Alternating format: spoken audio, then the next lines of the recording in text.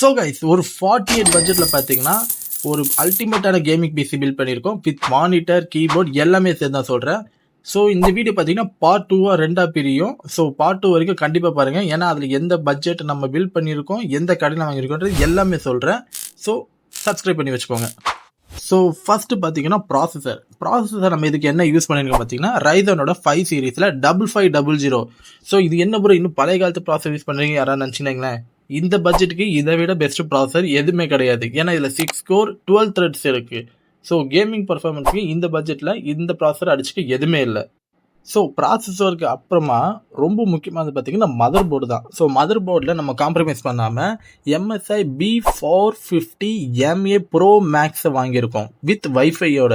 என்ன இப்போ 450 புதுசுன்றீங்கன்னு பார்த்தீங்கன்னா நார்மலாக ஏ சீரீஸில் 550 520 அந்த மாதிரி வாங்குறதோட B45ல் ப்ரோ சீரீஸ் வாங்குறது பெஸ்ட் என்ன கேட்ட வரைக்கும்.